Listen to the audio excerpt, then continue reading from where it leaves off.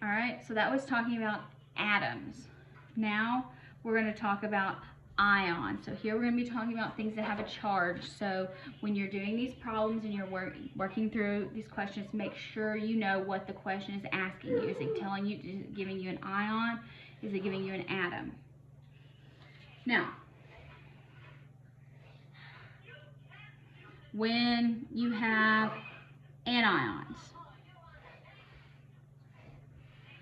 you take the base number, so you take the number of electrons in the atom that you have, in a neutral atom, and you add how many electrons indicated by the charge.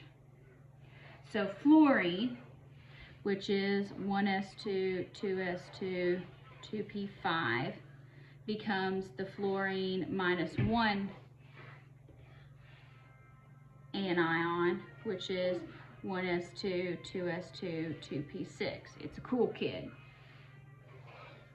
Now, when you have a cation,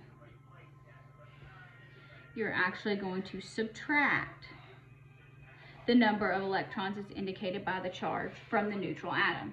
So if you have lithium, which is 1s2, 2s1, becomes lithium plus 1. So one of these comes off, so it just becomes 1s2. So it's important to know what you're doing. And again, you can do this. You can say, well, fluorine is a minus 1. Neutral fluorine has 9. So fluorine minus 1 must have 10. And then you do the configuration. You could say lithium has 3. So lithium plus 1 would only have 2. You can do it that way if you prefer. Now, transition metals are not quite as simple. Now, here we go. First thing, transition metals always form cations, so do not ever give me a metal with a minus charge. That does not happen. So the first electrons that are removed are the valence electrons, even though other electrons may have higher energy. So what this says is the higher energy level S electrons are going to come off before the D's. So that means S before D. So the iron atom, if you look at iron, has how many valence electrons? So this is here argon, 4s2, 2, 3, 4, 5, 6, 4s2, 3d6. So here, let's see, argon, 4s2, 3d6. So it only has 2 valence electrons. Don't try to tell me it has 8, because valence electrons are only in the highest principal quantum number. So an iron atom, oh, I already wrote it, is argon, 4s2, 3d6. So the first one, it's going to lose its valence electrons, so these are going to come off. So then it becomes argon. Now you can do this, you can just completely eliminate, and you can say 3d6, or you can say, and both of these are correct, 4s0, 3d6.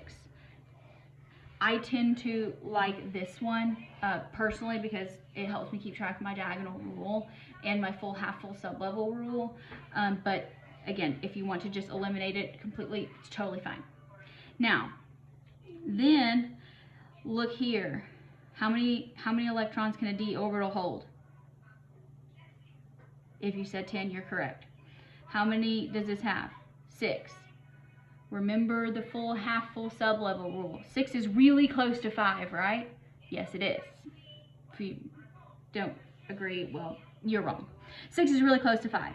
So it can lose one of these electrons now because all of its valence electrons are in the 3D shell now. So it can lose one of those and become a +3 cation. This is why these transition metals can have multiple valences, It has to do with the stability of these shells. So the Fe positive 3 is going to be argon, 4s0, or you can leave that out, 3d5. So everything is either full or half full, and it is very happy. So make sure you do know how to write an electron configuration of an atom versus an ion. Now let's talk about magnetic properties. When we do magnetic properties, we are going to have an orbital diagram. So an orbital diagram is absolutely necessary. So you can have, when we talk about magnetic properties, you can have ones that are paramagnetic, which means they have unpaired electrons. I think these are kind of backwards, but I didn't name them. So paramagnetic means they have unpaired electrons, which means they can be aligned and attracted to a magnetic field. You can have diamagnetic, which means all the electrons are paired and they're not magnetic. So paramagnetic means yes, diamagnetic means no. So let's write out our electron configuration. We're only going to write the valence orbital diagram, and we're going to decide whether it's paramagnetic or diamagnetic. So aluminum, your periodic table, is here. So it has 13.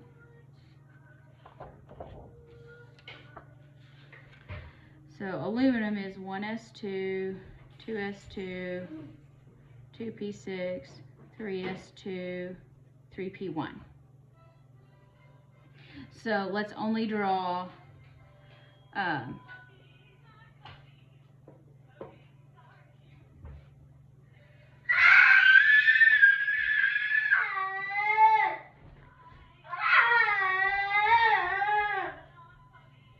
so we have 3s, 2, 3p, 1. All right. So would the aluminum metal be paramagnetic or diamagnetic? Well, this has an unpaired electron, so the metal would be paramagnetic. Now, aluminum plus 3, it's going to lose all of these. These are going to be gone. These are the valence electrons, so that's 1s2, 2s2, 2p6. So you have 2s and 2p. I know, I'm doing these backwards, how I said to do it. The anion, or the positive, the ion here, the cation, is diamagnetic. So let's do this with sulfur. When you write sulfur, sulfur metal is going to be 1s2, 2s2, 2p6, 3s2, 3p4. 3s, 3p. 2, 1, 2, 3, 4. Now let's draw the anion. That means we're going to add 2 here. So that becomes 1s2, 2s2, 2p6, 3s2, 3p6. 3s, 3p.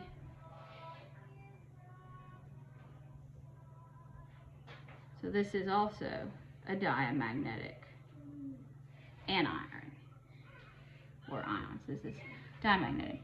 All right, so iron plus 3. We've already written it. We've already done these up here. So iron plus 3 was argon, 4s0, 3d5. So go ahead and draw 4s, because it's empty. And 3D, 1, 2, 3, 4, 5. Oh, look, all of these are unpaired. That would be paramagnetic. So you wouldn't have to actually draw this 4S box if you didn't want to. This is what tells you. Turn the page. Now, let's get into ionic radii. So this is atomic size. So this is going to be the size of an ion relative to their atom. So we're going to say relative to their neutral atom. Cations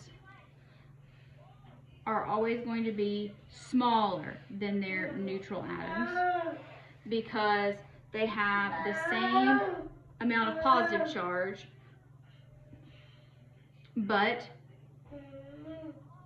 they have fewer electrons, and the valence electrons are all in a lower energy level. Anions, on the other hand, are much larger than their corresponding neutral atoms because you're going to be adding one or more electrons without adding any more protons. So you actually have a smaller or lower effective nuclear charge. Now, it is possible to write what we call an isoelectronic series, and these are going to be atoms and ions that have the same number of electrons that are around a different number of protons. So we can say same number of electrons, different number of protons. So let's start with atoms with 10 electrons. Well, the easiest one to start with is the neutral one. That would be neon. So neon is neutral, so we can say that it has a charge of 0. Now from neon, let's start going backwards. We can go backwards. We can have fluorine. Here, so we can have fluorine -1. We can go back again. We have oxygen -2. We go back again. We have nitrogen -3. These are a little bit trickier, so this is enough.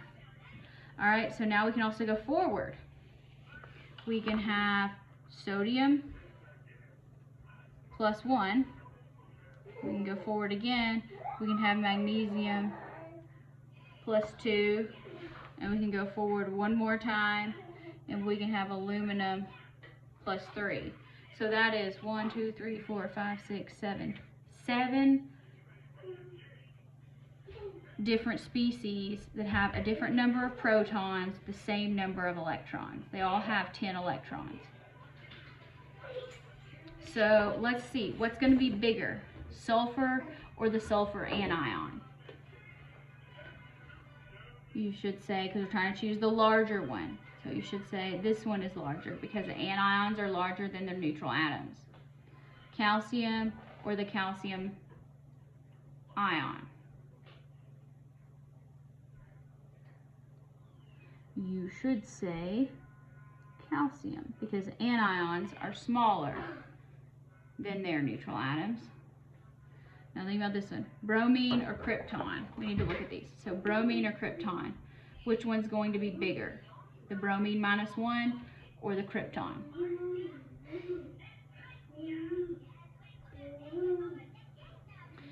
You should say bromine -1 because they have the same number of electrons, but bromine has one less proton. So that's the answer there. So it's a little bit different than when you're looking at just size of neutral atoms, because if you're looking at these on a neutral stage, krypton would be smaller because it has more protons, less shielding. but the bromine anion has one less proton and one more electron. Now let's talk about ionization energy. What is ionization energy? That is the minimum energy that's needed to remove one electron. So we're trying to remove one electron from either an atom or an ion. Most commonly, we're going to be talking about the first ionization energy. So unless it specifies otherwise, if it says ionization energy, assume it's the first ionization energy. So the first one is to remove an electron from a neutral atom.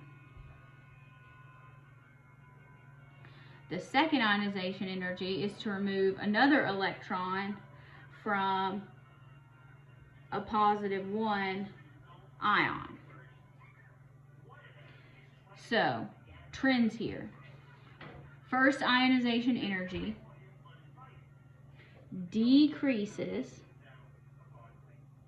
down a group because all of the valence electrons are farther from the nucleus. So remember, atomic radius increases, so atoms get bigger, and the bigger they are, the less they're able to hold on to their proton or to their electrons.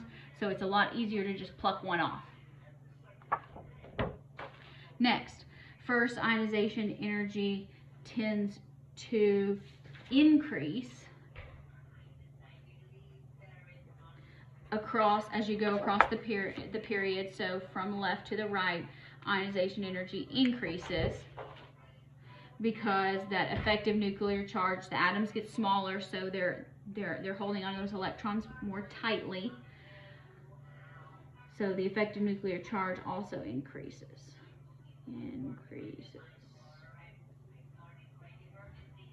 So there are a couple of exceptions here.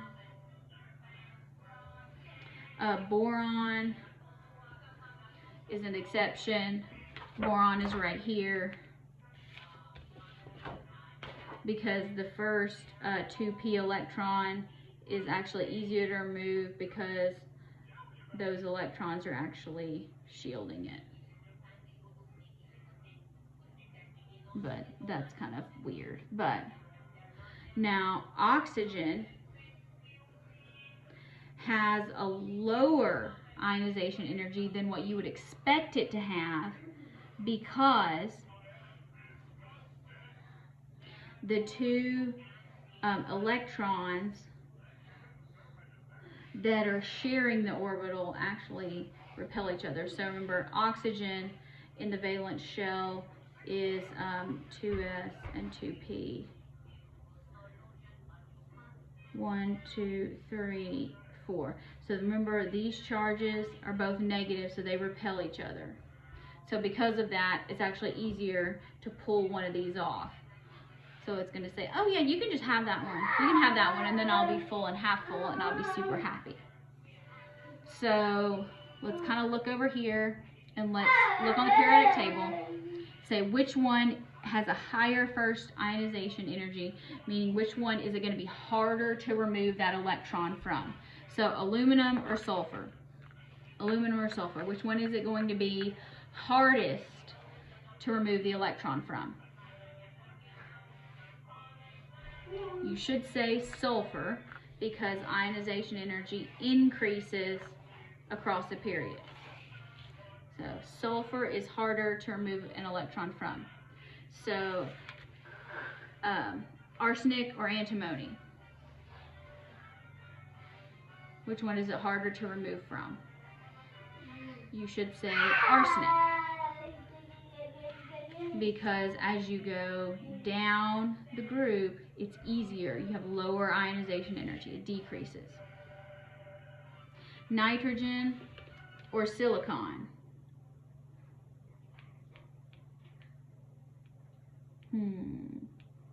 Which one is it harder to remove an electron from?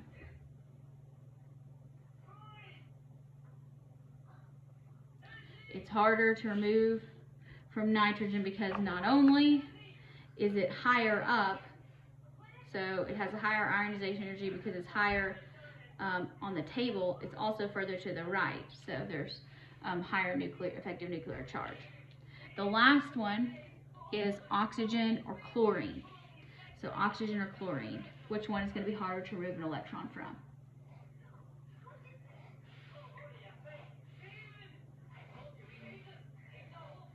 It's a tough choice. It's a trick question. You actually can't tell just based on the periodic trends alone. Because chlorine should be harder to remove because it's lower down on the periodic table, but it should also be, it should be easier to remove that way. It should be harder to remove because it's further to the right. So those conflict with each other, so you can't tell just based on periodic trends alone.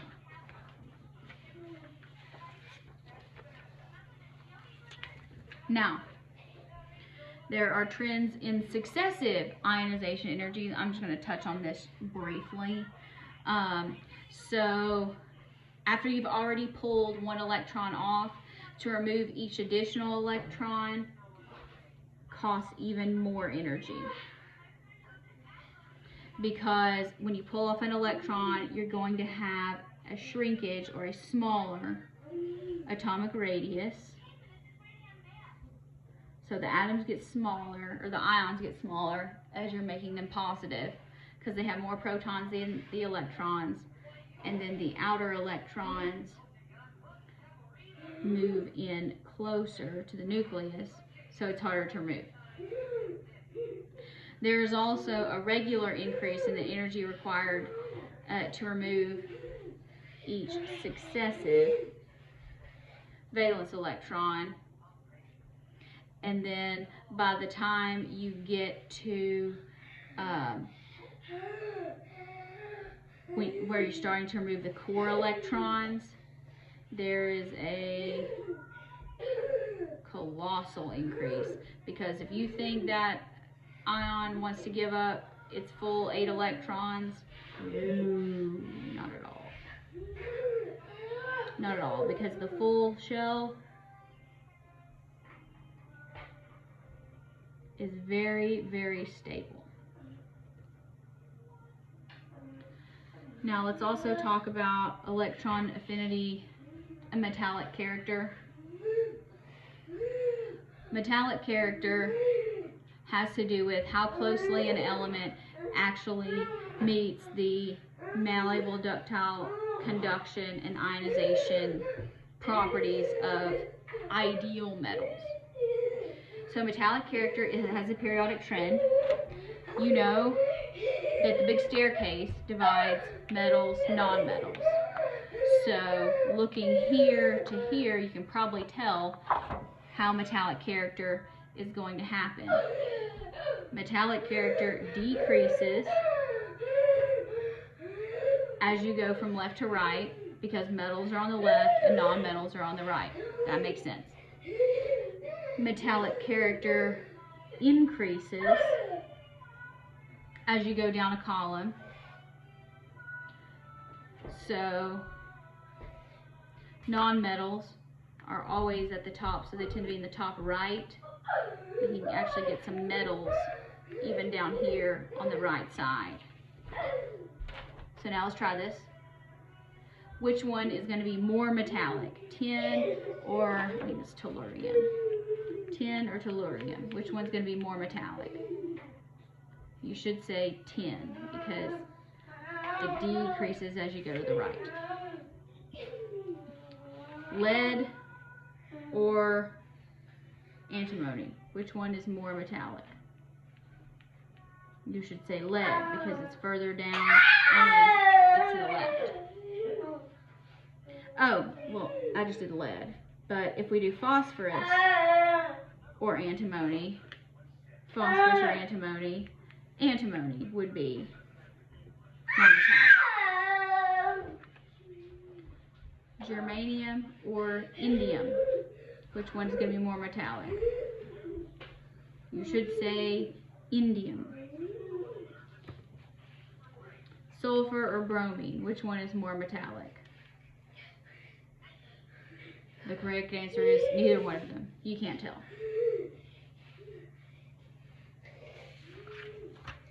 Now, this last thing here, this is just something to kind of help go over the trends, help you remember. So atomic radius, as you go across the period, decreases. As you go down a group, atomic radius increases. Ionization energy, how hard is it to remove one electron? As you go left to right, it's harder, so it increases. As you go down the group, it decreases. It's easier to remove an electron the further down the periodic table it is. The last one, metallic character. So as you go from left to right, do you get more metallic or less metallic? You get less metallic, so we'll say metallic character decreases. As you go down a group, it increases. And that finishes chapter 8.